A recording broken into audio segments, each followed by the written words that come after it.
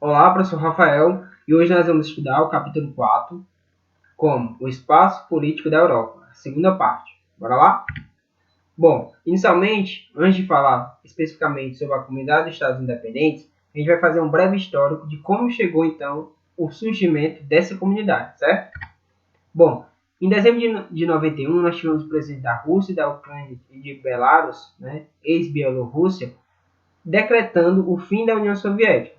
Só que a Rússia, com o desejo de continuar o domínio sobre essa região, deu a ideia, juntamente com a Ucrânia e Belarus, de criar a Comunidade dos Estados Independentes, ou chamada de SEI. Então, 21 de dezembro foi onde nós temos a data, foi realizado um acordo definitivo com a extinção da União Soviética, URSS, e ampliação da SEI para as repúblicas, onde 11 das 15 repúblicas que faziam parte da União Soviética passaram a ingressar na Comunidade de Estados Independentes. Bom, aqui nesse mapa você pode ver o território compreendido pela SEI, onde sendo maior parte a Rússia. Com respeito aos aspectos naturais e agropecuários, corresponde a 22 milhões de quilômetros de natureza climática rigorosa e um subsolo rico em recursos minerais e energéticos, inclusive foram usados de forma estratégica pela Rússia. Esse território possui vastas planícies, que facilitaram então a circulação, que a gente vai ver mais à frente, que possui um clima temperado continental, com invernos rigorosos e prolongados e verões úmidos e quentes. Metade dessa região é composta, é recoberta pela taiga, floresta de coníferas, dos pinheiros de Natal, que a gente está bem conhecido. Já no extremo norte, é conhecido como climas polares e subpolares, consequentemente, temperaturas bastante baixas no ano inteiro, onde predomina a vegetação de tundra, que seria aqueles musgos, líquens, lodo, é bem predominante nessa região. O solo apresenta baixa fertilidade, ou seja, muito ácido. Mesmo sendo ácido, nas áreas de estepe, há uma utilização desse solo, que inclusive é negro, onde nós temos o cultivo de trigo, centeio, cevada, aveia, milho e outros cereais, além de batata, beterraba, fruta e girassol, onde as sementes são utilizadas para a produção de óleo. Já na Ásia Central, nós temos a produção de uvas, algodão, chá e arroz, bem como a criação de gado caprino e ovino, como também a produção de vinho e óleo de rosa, que é uma espécie de rosa que faz bem, por exemplo, para a pele. É uma das utilidades. Com respeito à geopolítica dos recursos minerais, a SEI, a Comunidade de Estados Independentes, possui um dos subsolos mais ricos e diversificados do planeta, e é bastante estratégica para essa produção industrial. Ela possui grandes jazidas petrolíferas, que são autossuficientes e possui grande polo exportador de petróleo. 58% das jazidas mundiais de carvão mineral estão nessa região, se tornando, então, o segundo maior produtor mundial. A Rússia, ela também é um dos maiores produtores de gás natural do planeta e que exporta para diversas nações da União Europeia. Vários países ocidentais, vendo essa importância desses recursos nessa região, tentam manter a influência, principalmente Estados Unidos e alguns países da União Europeia, uma influência estratégica, para justamente manter esse abastecimento. Além desses que já citei, o subsolo da SEI é ricamente em ferro, manganês, ouro e urânio. Aqui está um breve mapa com as regiões industriais e recursos minerais e portos dessa região. A gente pode ver que é bastante rico.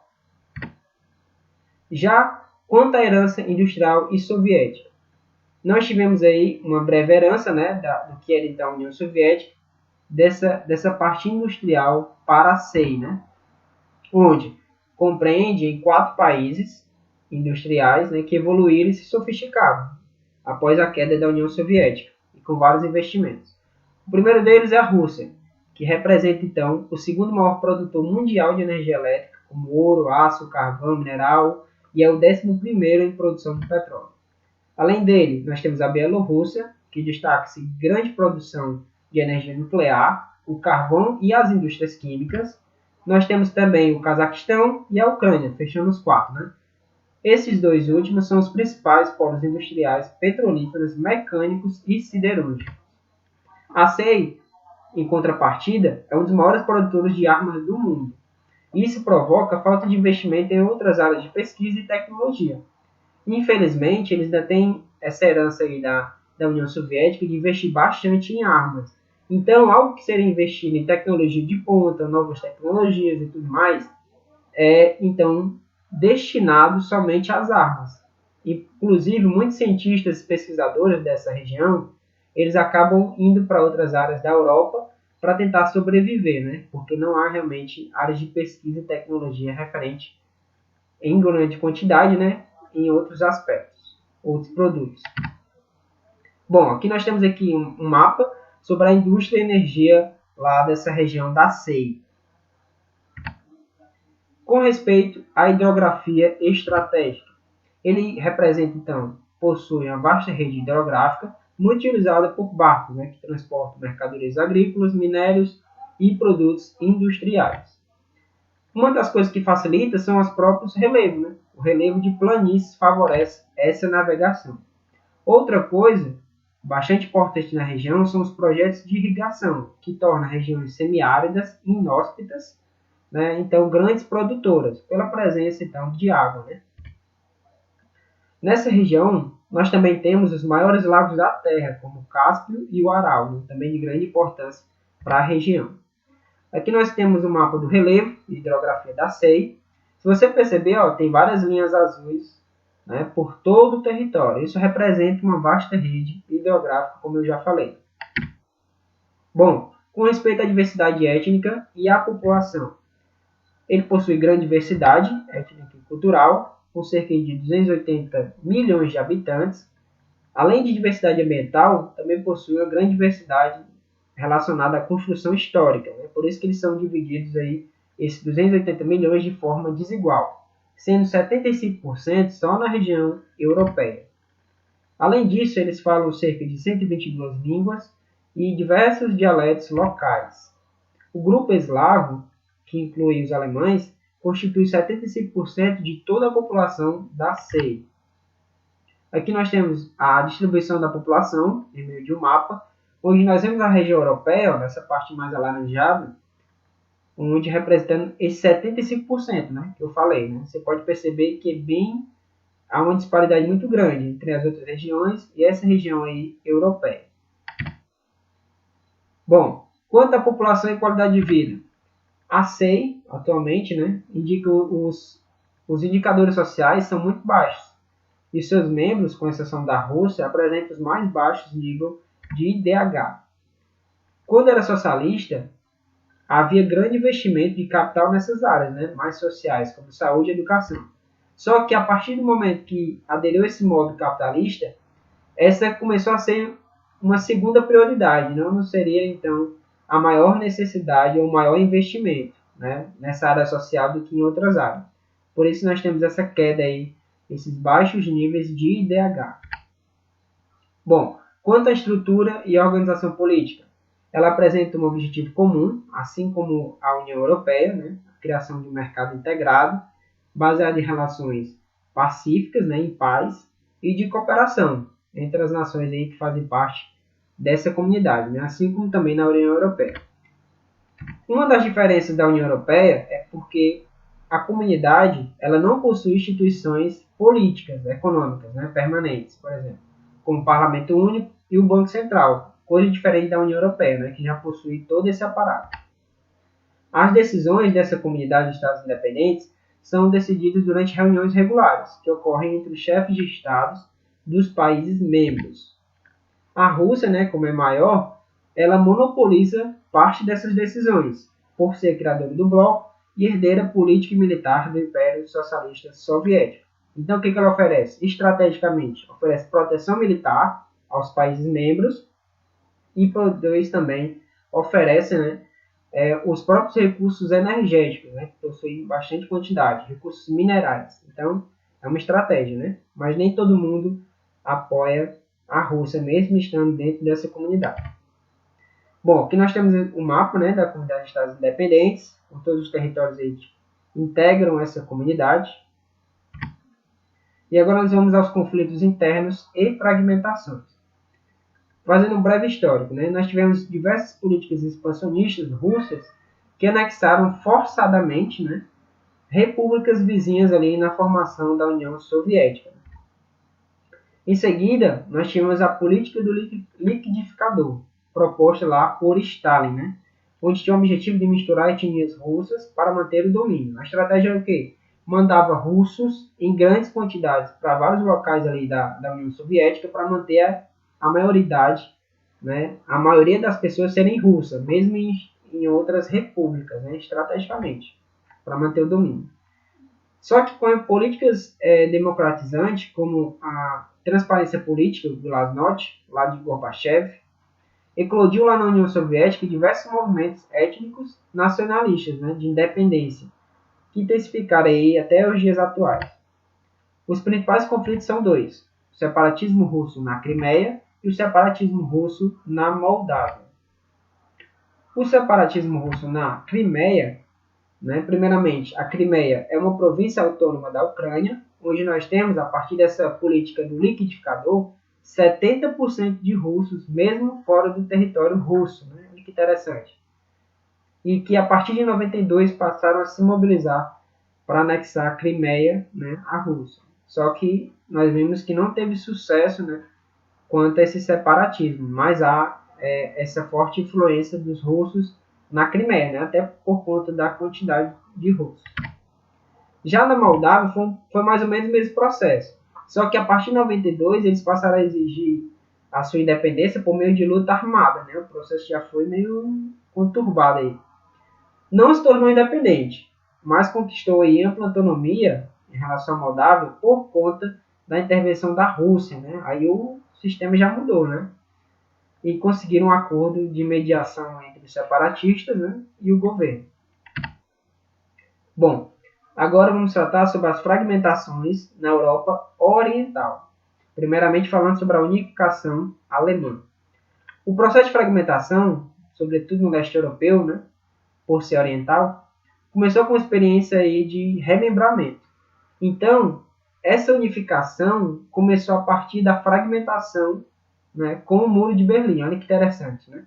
A unificação começou a partir da fragmentação lá do Muro de Berlim. O Muro de Berlim perdurou por longos 28 anos, né? Até que em 89 o povo começou a derrubar. As autoridades, né, no começo tentaram resistir, mas depois se uniram e passaram a derrubar todos os portões e partes do muro lá de Berlim, que separava Berlim Oriental e Berlim Ocidental. Só que essa reunificação só ocorreu de fato em 3 de outubro, né, de 1990, e só completou em 2 de dezembro com o pronunciamento do chanceler Helmut Kohl. Né?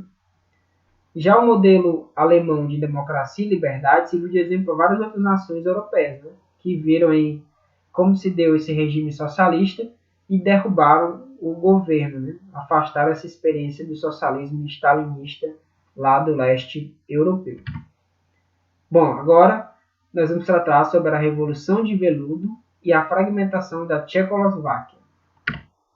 Bom, inicialmente os tchecos e eslovacos chegaram à Europa Central lá por meio do século VII e foram dominados por outros povos, como a Hungria, por exemplo, e foram incorporados ao Império Austro-Húngaro. Com a derrota desse império na Primeira Guerra Mundial, os tchecos e eslovacos se tornaram independentes e se uniram em 1918, formando então a Tchecoslováquia. A Tchecoslováquia está localizada em uma área estratégica, né? E geopolítica nunca foi tranquila. Em um breve momento tiveram que ceder a região dos Sudetos, cujos habitantes eram de origem germânica, né, alemã, onde a Alemanha nazista, por meio do Pacto de Munique, obrigou, né, a essa região, a Tchecoslováquia, ceder essa região do Sudeste. Só que em 1939, toda essa região foi ocupada por tropas alemãs. Felizmente ou infelizmente, a União Soviética libertou, né, do domínio nazista os tchecoslovacos. Só que a União Soviética dominou, passou a dominar sobre essa região, né? Só mudou então o dominador. Mais à frente, nós tivemos a restrição de liberdades individuais, né? Com a implantação lá do centralismo político, com um único partido comunista, por exemplo. E a economia voltada para a industrialização de base, os soviéticos garantiram aí forte influência sobre a Tchecoslováquia. Só que, em 1968, o governo progressista de Alexander, né, instituiu aí diversas reformas nas esferas econômicas e sociais, né, com base na escuta do povo, né, de que o povo clamava, né, por essa liberdade. Isso ficou intitulado como Primavera de Praga. Só que, infelizmente, não durou muito tempo, foi sufocado aí por tropas soviéticas. Gorbachev, né, lá na União Soviética, culminou aí a partir dessas políticas com a queda do Muro de Berlim, como também o próprio socialismo, né, e o desmembramento dessa pátria aí soviética. Com essa queda do Muro de Berlim, como eu falei, caiu o socialismo, também lá na Tchecoslováquia, né? Foi um momento histórico conhecido como Revolução de Veludo. Por que Revolução de Veludo? O que tem a ver? Bom, porque não teve guerra, não teve conflito armado, né? Não teve derramamento de sangue. Foi apenas aí a partir de superiores, né, terem caído no socialismo, então foi em decadência, caiu também lá, né, nessa região da Tchecoslováquia. Em seguida, nós tivemos a inserção ou surgimento desse movimento separatista. E contrário à separação, o presidente, né, renunciou em julho de 92 e em novembro do mesmo ano foi aprovada essa divisão. Em janeiro do ano seguinte foram oficializadas a República Tcheca e a República Eslovaca, né? Elas se dividiram. Já em 95, a República Eslovaca assinou com a Hungria, né, um tratado aí reconhecendo as fronteiras e dando garantia às minorias étnicas, né, das duas nações. Bom, agora nós vamos passar por último para a fragmentação e conflitos na Iugoslávia.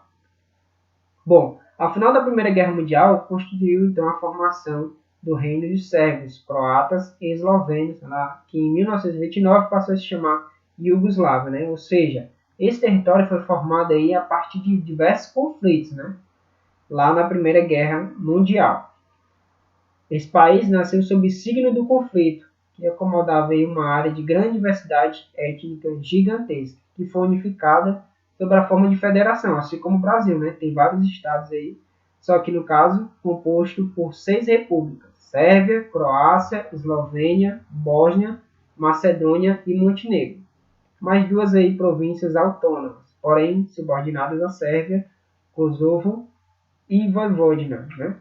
Então nessa região nós podemos ver e constatar uma grande mistura aí explosiva de povos. A gente pode comprovar a partir desse mapa, onde mostra aí uma composição étnica dessa região, né, da Iugoslávia. Ok? Bom, nosso conteúdo fica por aqui. Espero que tenha entendido e estou à disposição para todas as dúvidas. Abraço!